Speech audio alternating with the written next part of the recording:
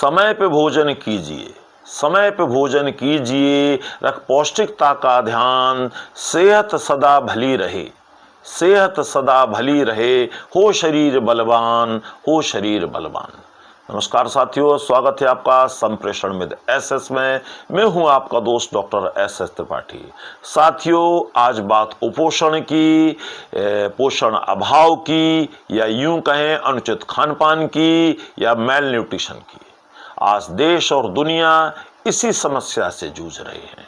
देश और दुनिया के अधिकांश बच्चे, किशोर और युवा कुपोषण ग्रस्त हैं। अभाव जिनमें पोषण का पाया गया है, यह समस्या पूरी दुनिया की समस्या है। और आज आप देखेंगे कि आजकल के बच्चे, युवा और किशोर ज़्यादातर फास्ट फूड, जंक फूड, ये सब चीज़ें खाना पसंद करते हैं, और ना जाने क्या क्या ऐसी चीज़ें खाना पसंद करते हैं जो हो सकता है स्वाद में उनके लिए ठीक लगती हों, पर स्वास्थ्य की दृष्टि से कहीं भी हितकर नहीं है। आज हर माँ बाप से पूछिए तो घरों में लोगों के एक ही समस्या है कि जी हमारा बच्चा फला चीज़ नहीं खाता है। तो ये सबके लिए समस्या है, और इस समस्या के निजात के लिए आजकल के माँ बाप तुरंत बच्चे के सामने उनकी पसंद के 5-7 विकल्प रख देते हैं कि बेटा इनमें से कोई चुन लो, इनसे आप खाकर खुश हो जाओगे। और यहीं से माल न्यूट्रिशन की शुरुआत होती है, अभाव जनित पोषण की शुरुआत एक होती है। हमें अपना ज़माना याद आता है जब हमारे सामने ज़्यादा विकल्प नहीं होते थे, 2 ही विकल्प होते थे, या तो खाना खाओ या मार खाओ। और कई बार हम लोगों को खाना और मार दोनों खाने पड़ते थे। जो हमारे साथ के साथी हैं वो देखेंगे खाना और मार दोनों खाने पड़ते थे।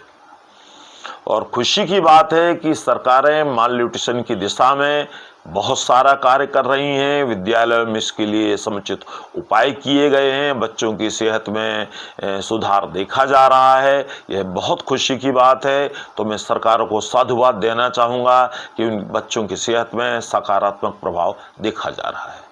और सबसे बड़ी बात यह है कि आप देखेंगे अगर देश के बच्चे, किशोरों और युवाओं का स्वास्थ्य अच्छा होगा तो निश्चित तौर पर देश का भी स्वास्थ्य अच्छा होगा, और हमें तमाम बीमारियों से निजात मिल जाएगी। इन बीमारियों की चपेट में बच्चे नहीं आएंगे। अपने तमाम माननीय दर्शकों को याद दिलाता चलूं कि हमारे चैनल को अपना स्नेह, सानिध्य, समर्थन प्रदान कर हमारी हौसला अफजाई करें, हमारा उत्साहवर्धन करें। तो अब मित्रों, हम जानते हैं कि आखिर ये कुपोषण या पोषण का अभाव, माल न्यूट्रिशन वास्तव में होता क्या है। तो साथियों, हम सब जानते हैं कि शरीर, आयु, कद के अनुसार शरीर को उचित पोषण ना मिल पाना, यही एक प्रकार से जो है कुपोषण, पोषण का अभाव या माल न्यूट्रिशन कहा जा सकता है। और यह मुख्यतः 4 प्रकार का होता है। अब 4 प्रकार कौन से होते हैं? पहला प्रकार है वेस्टिंग। वेस्टिंग का मतलब ये होता है कि कद के हिसाब से वजन कम होना। फिर इसके बाद आता है स्टंटिंग। स्टंटिंग ये होता है कि उम्र के हिसाब से कद कम होना। और जो है तीसरा है कम वजन, और इसमें आप ज़्यादा वजन भी कह सकते हैं कि अगर जिन लोगों के वजन कम है या ज़्यादा वजन है, वो भी ये जो है पोषण के अभाव की श्रेणी में, माल न्यूट्रिशन की श्रेणी में आते हैं। और चौथा जो है वो पोषक तत्वों की कमी, यानी deficiency of various nutritious elements, इन चीज़ों की कमी। और इसको आप BMI, बॉडी मास इंडेक्स से जांच करके पता कर सकते हैं। और इसके अलावा मैं यह भी सुझाव दूंगा कि जो तमाम बच्चे हैं इस आयु के, उन बच्चों को जो है वार्षिक जांच अवश्य करानी चाहिए, ताकि पता चलता रहे कि उनका स्वास्थ्य कैसा है। और एक चीज़ और यहाँ ध्यान देने योग्य है कि 2016 यानी 2016 से 2025 तक का जो डिकेड है, उसे UN ने जो है पोषण संवर्धन दशक के रूप में माना है कि इस दशक में पोषण संवर्धन के लिए समुचित प्रयास किए जाएं, ताकि पूरी दुनिया का स्वास्थ्य अच्छा रहे। अब बात करते हैं कि उचित पोषण न मिल पाने के क्या कारण हो सकते हैं, किन वजहों से इनको, बच्चों को, किशोरों को और युवाओं को उचित पोषण नहीं मिल पाता है। तो साथियों, इनमें सबसे पहली बात तो है गरीबी, बड़ा परिवार होना, जिसकी वजह से इन्हें अच्छा भोजन अक्सर नहीं मिल पाता है। खान पान की बदलती आदतें, कामकाजी माता पिता, या संतानों से ज़्यादा लाड़ प्यार, जिसके कारण जो वो मांगते हैं वही माँ बाप उपलब्ध कराते हैं। और फास्ट फूड आसानी से उपलब्ध होना, युवाओं का अकेले रहना, तमाम देश दुनिया में भ्रामक विज्ञापन, खेल कूद व्यायाम कम होते जाना, चाय कॉफ़ी कोल्ड ड्रिंक्स इनका प्रयोग ज़्यादा से ज़्यादा, भूख को दबाए रखना कि आपको भूख बहुत ज़ोर से लगी है और आप बिल्कुल 10, 20, 25 ग्राम खा के संतुष्ट हो गए, तो यही भी एक पोषण अभाव का बड़ा कारण है। और बड़ी भूख में छोटा खाना, भूख बहुत कस के लग रही है और आप एक चिप्स का पैकेट खा के रह गए, तो इस वजह से आप में कुपोषण या पुअर न्यूट्रिशन वाली समस्या आनी है। और दूसरी ये भी चीज़ है कि फास्ट फूड का जल्दी तैयार हो जाना है, यह भी लोगों को आलसी बना रहा है। इस आलस्य के चलते बहुत सारे घरों में बच्चे जो है नूडल्स वूडल्स पता नहीं क्या क्या खा के भोजन की तिश्री मान लेते हैं। और इस गलत खान पान के क्या घातक परिणाम होते हैं उस पर भी ज़रा आप नज़र डाल लीजिए। सबसे पहली बात तो है वजन कम रह जाना बच्चे का, और कद कम रह जाना बच्चों का, चश्मे लग जाना, चक्कर आना, थकान होना, ज़्यादा मेहनत का काम न कर पाना, शारीरिक मानसिक विकास जो होता है धीमा पड़ जाना, अनेक बीमारियां हो जाना, पाचन तंत्र खराब हो जाना।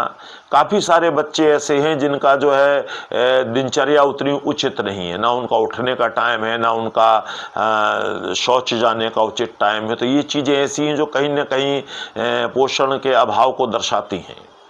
और उदासी, मायूसी, चिड़चिड़ापन, स्वभाव उग्र हो जाना, जल्दी नाराज हो जाना या रो पड़ना, ये तमाम ऐसी चीज़ें हैं जो गलत खान पान के कारण देखी जा रही हैं आजकल। अब बात उठती है तो फिर क्या ना करें जिनसे कुछ समाधान मिले। तो सबसे पहली चीज़ तो ये है साथियों कि जो आपका नाश्ता है, लंच है, डिनर है, जो उसका टाइम है उसके अकॉर्डिंग आप ज़रूर करें, उसको कभी भी स्किप ना करें। और जो एक और ख़ास चीज़ जो माता पिताओं से भी मैं विनम्र निवेदन करना चाहूँगा कि अपने बच्चों को इस बात के लिए तैयार करें कि घर में जो बना है वो बच्चे खाएंगे, और उन्हें इस तरह तैयार करें कि भाई कम से कम एक बार तो आप खाओ। हम आपको सारे बार खाने के लिए नहीं कह रहे, कम से कम एक टाइम तो आप खाओ जो घर में बना है। तो इस तरह बच्चों को तैयार किया जा सकता है, क्योंकि अल्टीमेटली हम नहीं समझते कि बीमार होने के बाद आप उनमें सुधार करें, उससे पहले ही डैमेज कंट्रोल कर लें। तो इस बात पर खास ध्यान दें कि जो घर में बना है वही बच्चे खाएंगे। बच्चों के लिए कोई अलग से सुविधा उपलब्ध ना कराई जाए, नहीं तो वो बहुत सारी ऐसी चीज़ें हैं वो खाना कभी सीख ही नहीं पाएंगे। और दूसरा ये है कि अगर कोई बच्चा या युवा या किशोर एक बार में नहीं खा पा रहा है तो छोटे छोटे करके 2 या 3 बार में खाए। और डिब्बा बंद जो पैक्ड फूड होता है उससे आप बचें। खाली पेट ना रहें, खान पान के टाइम बेवजह ना बदलें कि आप लंच के टाइम पे ब्रेकफास्ट कर रहे हैं और जो है जो डिनर का टाइम उस समय आप लंच कर रहे हैं। तो ये बदलाव ना करें बेवजह, नहीं तो आपके लिए स्वास्थ्य के लिए हानिकारक सिद्ध होगा। कुछ व्यायाम जरूर करें और कोशिश करें कि सारा परिवार साथ बैठ के खाए। अगर सब साथ बैठ के खाएंगे तो निश्चित तौर पर वो चीज़ें भी आसानी से खाई जा सकेंगी जो बच्चों को या युवाओं को अरुचिकर लगती हैं। और इसके अलावा ओवर ईटिंग ना करें। और यहाँ एक और सुझाव देना चाहूँगा कि बहुत सारे बच्चे ऐसे होते हैं जो व्रत रख लेते हैं, तो मैं कहूँगा कि व्रत ना रखें, और अगर व्रत रखना है तो इस बात का ध्यान रखें कि वही चीज़ें खाएं जो पोषक चीज़ें हों। क्योंकि व्रत के दिनों में बहुत बार देखा गया है लोग ओवर ईटिंग कर लेते हैं, तमाम प्रकार के व्यंजन बनाए जाते हैं और बच्चे ओवर ईटिंग कर लेते हैं, वह भी स्वास्थ्य के लिए हानिकारक है। अब बात करते हैं कि क्या आसान उपाय हो सकते हैं इस माल न्यूट्रिशन से निजात पाने के लिए, पोषण के अभाव से निजात पाने के लिए। तो सबसे पहली बात तो ये है कि नाश्ता अच्छा करें। ये दुनिया भर के डॉक्टर मानते हैं कि जो लोग नाश्ता अच्छा करते हैं उनका स्वास्थ्य हमेशा अच्छा रहता है। तो नाश्ते में आप दूध, ब्रेड, शहद, पनीर, दही, सलाद, मिलेट्स, अंकुरित अनाज, दलिया, खिचड़ी, जो भी आपके पास आसानी से उपलब्ध हो वो आप लें। अगर आप अंडा खा सकते हैं तो आप ज़रूर लीजिए। और अगर आप नहीं खाते हैं तो प्रोटीन वगैरह की भरपाई के लिए आप कच्चा पनीर ले सकते हैं। आप छाछ, लस्सी, शेक, सूप, नींबू पानी ये सब भी ले सकते हैं। पोहा, इडली, डोसा, सांभर ये भी ले सकते हैं आप। और अगर लंच की बात करें तो लंच में आप अच्छा लंच करें, मतलब हेल्दी लंच करें, जिसमें आप दाल, चावल, सब्जी, रोटी, सलाद, रायता ये सब चीज़ें लें। इनमें चावल आप आराम से खा सकते हैं क्योंकि चावल डाइजेस्ट जल्दी होता है। काफ़ी लोग लंच में चावल ज़रूर लेते हैं, तो ये सब चीज़ें आप ले सकते हैं। और जहाँ तक डिनर की बात है तो डिनर के लिए मैं कहूँगा डिनर थोड़ा लाइट रखें आप। लाइट रखने का मतलब ये है कि ज़्यादा हैवी चीज़ें ना खाएं। डिनर में आप सब्जी, रोटी, खिचड़ी, सलाद ये सारी चीज़ें खा सकते हैं। अगर आप मीठा खाने के शौकीन हैं तो डिनर में मीठा खाना खाने के पहले खाएं। बाद में अगर आप खाएंगे तो वो जो आपकी पाचन क्रिया की गति है वो धीमी कर देगा, लेकिन अगर आप पहले खाएंगे तो खाने के साथ ही पच जाएगा। और कई बार ये भी होता है कि हमें बीच में कभी भूख लगती है, ख़ासतौर में बच्चों और किशोरों युवाओं को लगती है बीच में भूख, कि उन्हें लगता है कि थोड़ा सा एक लंच और डिनर के बीच में थोड़ा सा कुछ हल्का सा खाया जाए। तो उसमें आप जैसे शेक, सूप, दलिया, खिचड़ी, शिकंजी, पोहा, मूंगफली, चने, साबूदाना या जो भी हल्की चीज़ हो वो आप खा सकते हैं। सलाद खा सकते हैं, फ्रूट्स खा सकते हैं, ये सारी चीज़ें आप खा सकते हैं। और दूसरी एक चीज़ और है कि अगर आप इन चीज़ों का पालन करेंगे तो मुझे लगता है कि कम से कम आप पुअर न्यूट्रिशन की कैटेगरी में तो नहीं जाएंगे। यहाँ मैं एक और विनम्र निवेदन करना चाहूँगा कि ये एक सामान्य जानकारी है। अगर आपको कोई विशेष जानकारी चाहिए हो या किसी समस्या से आप ग्रस्त हैं तो मेरा विनम्र निवेदन है कि अपने चिकित्सक से परामर्श जरूर लीजिएगा, उसके बाद और चीज़ों के अप्लाई कीजिएगा।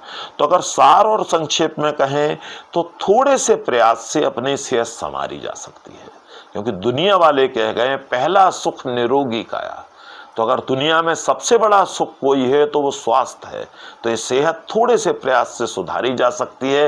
थोड़े से प्रयास से जो आपका अभावग्रस्त पोषण है वो सुधारा जा सकता है, माल न्यूट्रिशन दूर किया जा सकता है, कुपोषण की समस्या दूर की जा सकती है। और इसके साथ साथ कुछ चीज़ों का थोड़ा और ध्यान रखना, जैसे नमक चीनी कम लेना है, थोड़ा आप पैदल चलना शुरू करें, अपनी दिनचर्या ठीक करें और बिना खाए न रहें।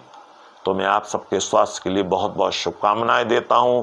Take care, be healthy. नमस्कार।